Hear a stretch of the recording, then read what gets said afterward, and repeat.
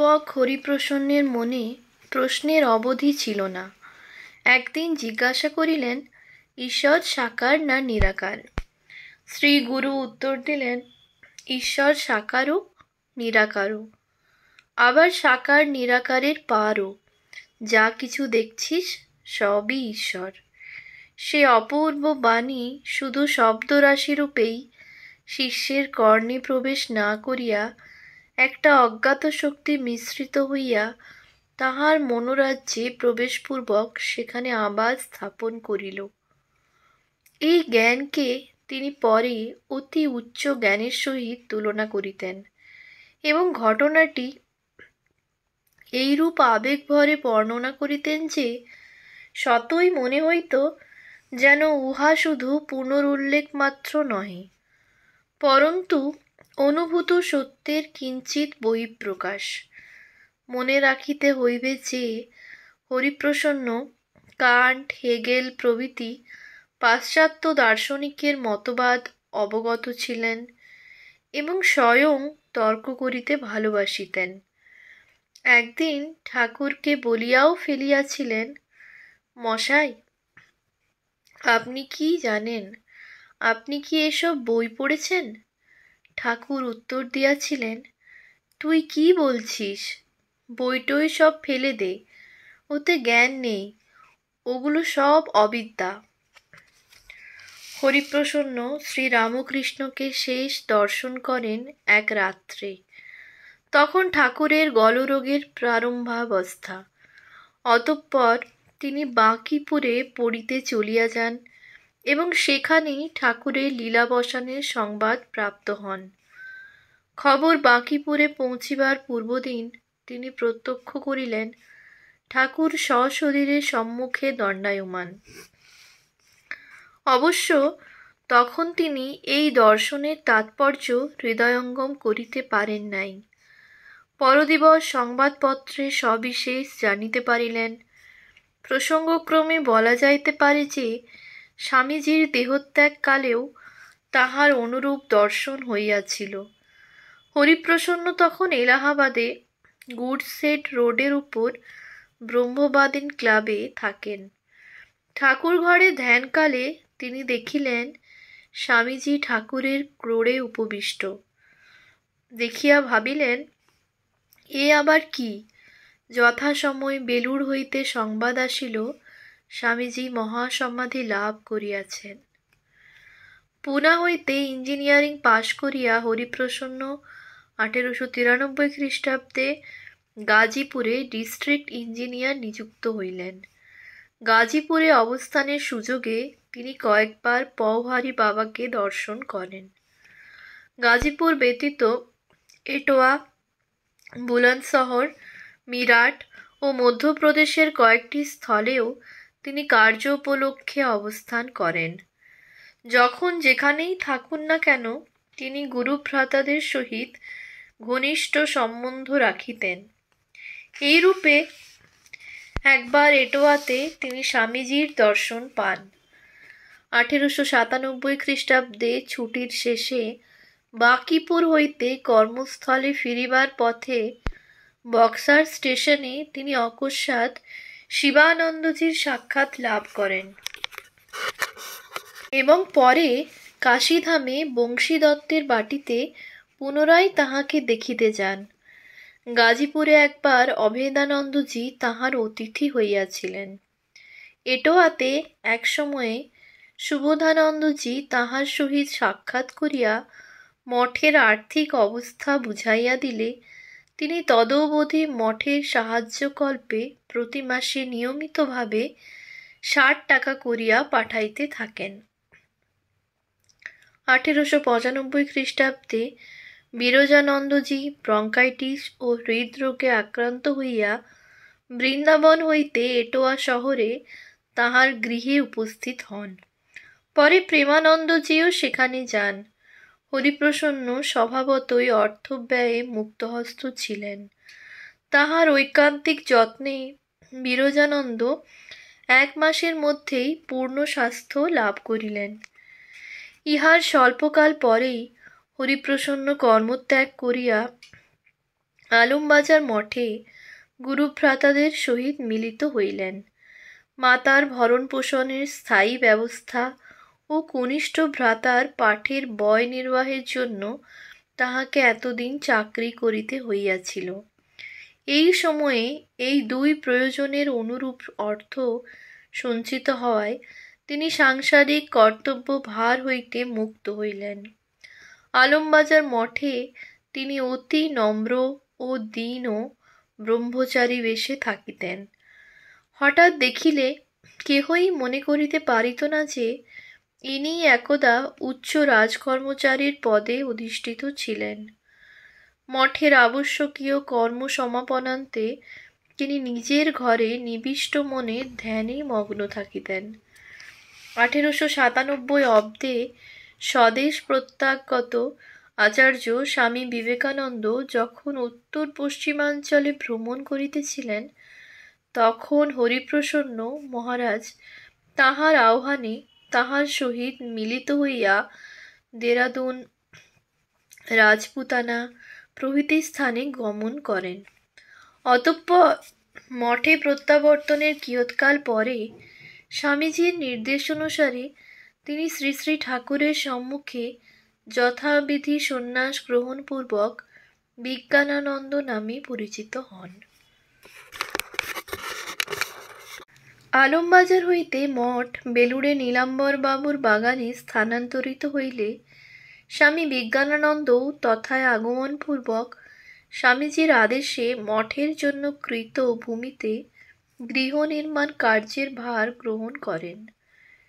এই জন্য তাহাকে জমির মাপ, বাড়ির নকশা, আনুমানিক ব্যয়ের পরিমাণ নির্ধারণ ইত্যাদি সমস্ত কার্যই স্বহস্তে করিতে হইত।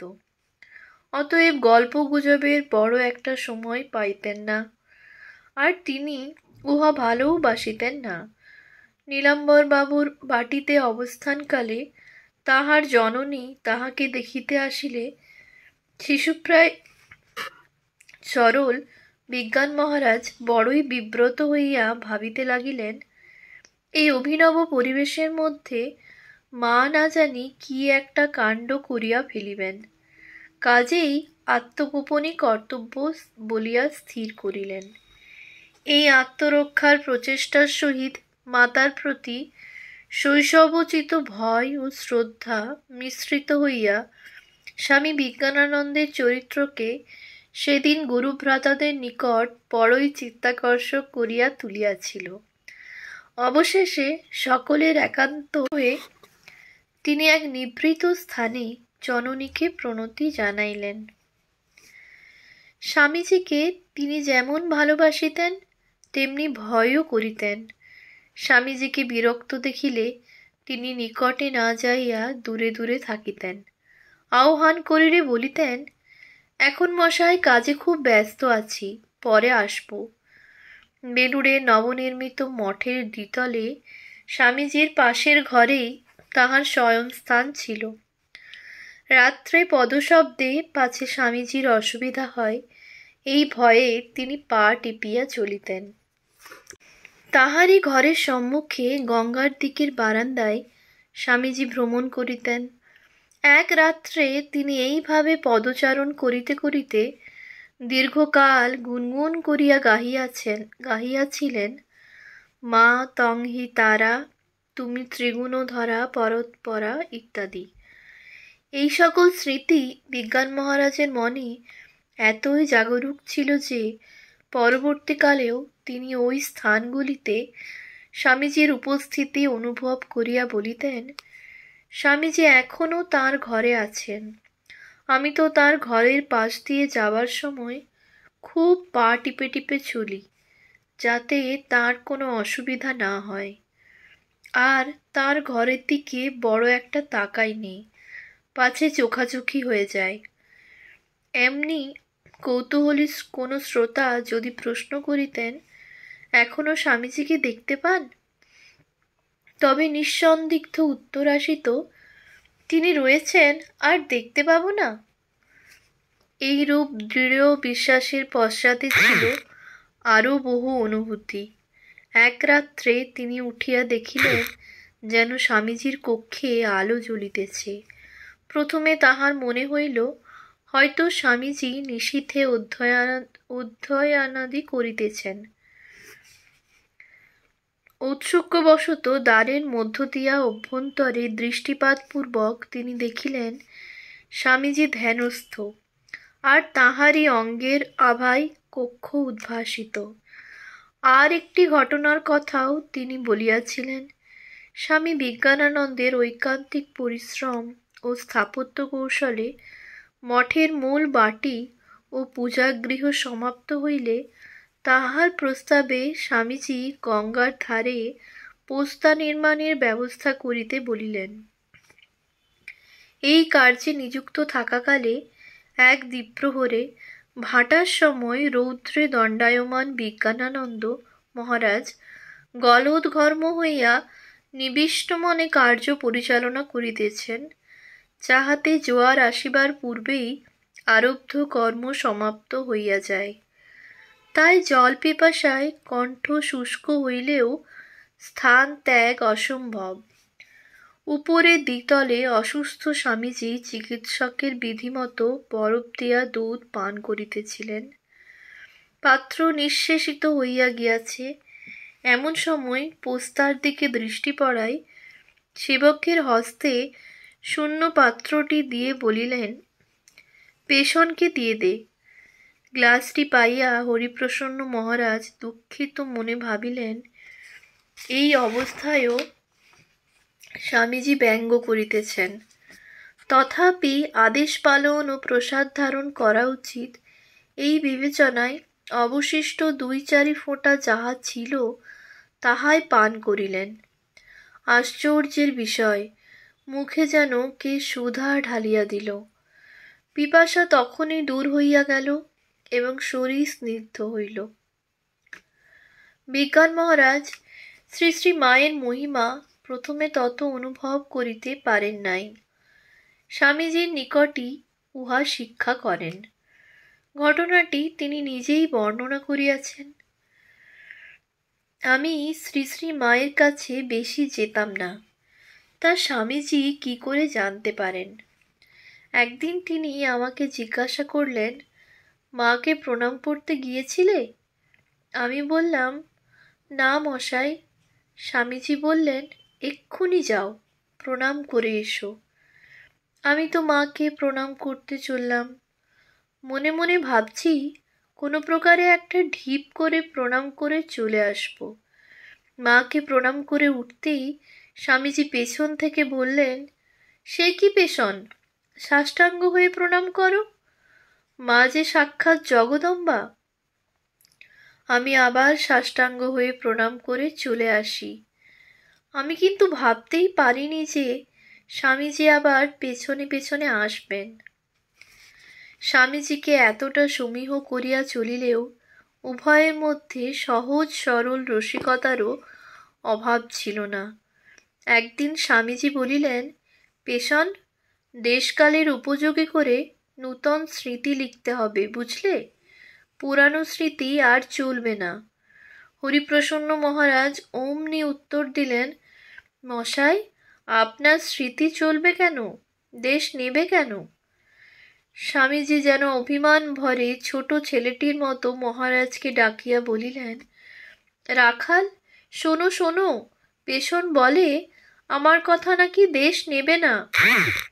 মহারাজ উপযুক্ত মধ্যস্থের মতো বলিলেন, পেষণ কি জানে, ও ছেলে মানুষ, তোমার কথা দেশ একদিন নিশ্চয়ই নেবে। স্বামীজির তখন কত আনন্দ। বলিলেন, শুনলে পেষণ, দেশ আমার কথা নেবেই। মঠের কার্য সমাপনান্তে স্বামীজির আদেশে তিনি 1900 খ্রিস্টাব্দের শরৎকালে তীর্থরাজ প্রয়াগে যাইয়া বাস করিতে লাগিলেন। তিনি প্রথমে মুঠিগঞ্জ তাঁহার বন্ধু ডাক্তার মহেন্দ্রনাথ ওদেদার মহাশয়ের অতিথি হন। কিয়ৎকাল তথায় অতিবাহিত হইলে শরৎচন্দ্র মিত্র প্রমুখ কয়েকজন যুবকের অনুরোধে গুডশেড রোডের ওপর তাহাদের প্রতিষ্ঠিত ব্রহ্মবাদীন ক্লাবে চলিয়া যান। ব্রহ্মবাদীন ক্লাবে তাহার যে 10 বৎসর অতিবাহিত হইয়াছিল, উহা তপস্যা ও সাধনায় পরিপূর্ণ। রন্ধন ও পাত্রাদি পরিষ্কার প্রভৃতি দৈনন্দিন গৃহকর্ম তাহাকেই করিতে হইত। বাটিতে জলের কল না থাকায় প্রতিবেশী গৃহ হইতে জল আনিতে হইত। ব্রাহ্ম মুহূর্তের পূর্বেই শয্যা ত্যাগান্তে তিনি কয়েক ঘণ্টা ধ্যানে কাটাইয়া পূর্বাহ্নের অবশিষ্টাংশ পূজা ও অধ্যয়নাদিতে ব্যয় করিতেন। অধ্যয়নে তিনি এতই তন্ময় হইতেন যে সময়ের জ্ঞান থাকিত না, বা কাহারও আগমনে উহার ব্যাঘাত হইত না। ইহারই এক সময়ে তিনি পণ্ডিত ভগবত দত্তের নিকট বেদ অধ্যয়ন করেন। গ্রন্থাদির জন্য শ্রীশচন্দ্র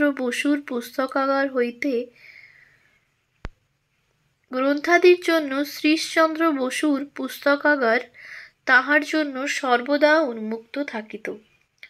অপরাহ্ন প্রধানত ধ্যানেই কাটাইয়া তিনি সন্ধ্যায় ক্লাবের কার্যে মন দিতেন এবং ওই সময়ে আগন্তুক বালকদিগকে গীতা পড়াইতেন। ক্লাব তখন তাহারই যত্ন ও ভিক্ষালব্ধ অর্থে পরিচালিত হইত। উপদেশ চাহিলে স্বল্পভাষী বিজ্ঞান মহারাজ 2-4 কথায় উত্তর দিতেন কিংবা নীরব থাকিতেন। পীড়াপিড়ি করিলে বলিতেন, ছেলেবেলায় বর্ণপরিচয়ে যা যা পড়েছ তাই জীবনে সাধন করো। অর্থাৎ সদা সত্য কথা কহিবে, পরের দ্রব্য না বলিয়া লইলে চুরি করা হয়। এই 2টি নীতি যদি সাধন করতে পারো, আর সবই তাহলে সহজ হয়ে যাবে। আপনাতে ডুবিয়া যাওয়াই ছিল তাহার সাধনার উদ্দেশ্য। তিনি প্রতি কার্যে ছিলেন নীরব, নিয়মানুবর্তী ও একনিষ্ঠ। বৃথা গল্পগুজবে তিনি সময় নষ্ট করিতেন না, কিংবা বিনা প্রয়োজনে বন্ধুবান্ধবের বা ভক্তদের গৃহে যাইতেন না। ক্লাবে তাহার 3 বৎসর বাসের পর গৃহস্বামী উহা হস্তান্তর করিতে উদ্যত হইয়াছেন জানিয়া বিজ্ঞানানন্দজির অকৃত্রিম বন্ধু মেজর বামনদাস বসু তাহার প্রয়াগবাস নিষ্কণ্টক করিবার উদ্দেশ্যে স্বয়ং গৃহখানি ক্রয় করিয়া সামান্য ভাড়ায় ক্লাবকে ব্যবহার করিতে দেন এবং জলের কলের অভাব আছে দেখিয়া তাহাও দূর করেন। পরে ইহা স্মরণ করিয়া স্বামী বিজ্ঞানানন্দ বলিতেন,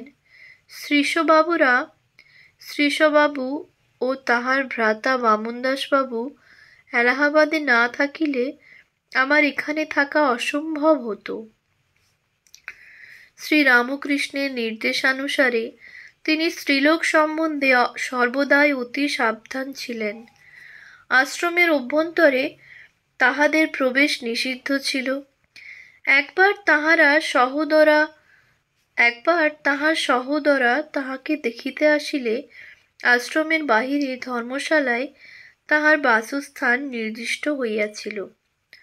আর একদিন আশ্রমকর্মে নিযুক্ত মেথর স্বয়ং না আসিয়া তাহার কন্যাকে পাঠাইলে তিনি মেয়েটিকে বলিয়া দিলেন, সে যেন তাহার পিতাকে জানাইয়া দেয় যে আশ্রমের আর মেথরের আবশ্যক নাই। পরে মেথর আসিয়া অনুনয় বিনয় করিতে থাকিলে তিনি বলিলেন যে অতঃপর হয় সে নিজে কাজ করিবে কিংবা পুরুষ কাহাকেও পাঠাইবে। স্ত্রীলোক সম্বন্ধে এই কঠোর নিয়ম তিনি বৃদ্ধ বয়সেও পালন করিয়াছিলেন। দেহত্যাগের স্বল্পকাল পূর্বে জনৈকা ভক্তিমতী মার্কিন মহিলা প্রয়াগে আসিয়া তাহার অনুপস্থিতিকালে তাহার জন্য আশ্রমেই অপেক্ষা করিতে লাগিলেন। অনন্তর যথাকালে উক্ত মহিলা বৃদ্ধ স্বামীজিকে আনিবার জন্য রেল স্টেশনে উপস্থিত হইতেই তিনি নির্দেশ দিলেন যে তিনি আশ্রমে থাকিতে পারিবেন না। লোকাচারে এইরূপ অনমনীয় মনোভাব প্রকাশিত হইলেও মাতৃজাতির প্রতি তাহার কোনো বিদ্বেষ ছিল না। এমনকি ভগবানের মাতৃভাবেই তিনি সমধিক আকৃষ্ট হইতেন। আশ্রমে তিনি বহুবার কালী, দুর্গা, জগদ্ধাত্রী প্রভৃতি দেবীর পূজা করিয়াছিলেন।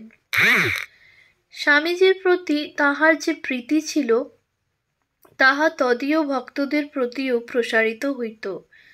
সন্ন্যাসী হইবার পূর্ব হইতেই 1908 ভক্তরাজ মহারাজকে স্বামী সদাশিবানন্দ রাত্রিতে আশ্রমে থাকিতে দিয়া বিজ্ঞান মহারাজ বলিয়াছিলেন, স্বামীজির কোনো চেলা যদি আরামে থাকতে পারে তা দেখা আমার একান্ত কর্তব্য। স্বামী সদাশিবানন্দ পরে অসুস্থ হইলে স্বামী বিজ্ঞানানন্দ পদব্রজে প্রায় 2 মাইল দূরে কর্নেলগঞ্জে তাহাকে দেখিতে যান। তাহার ঐকান্তিক যত্নে 1910 খ্রিস্টাব্দে স্থায়ী মঠ স্থাপনের জন্য 4,000 মুদ্রা ব্যয়ে মুঠিগঞ্জে একটি বাড়ি করা হয় এবং উহারই সম্মুখে সদর রাস্তার অপর দিকে একখণ্ড পতিত জমিও সেবাশ্রম স্থাপনের জন্য 300 টাকায় ক্রয় করা হয়।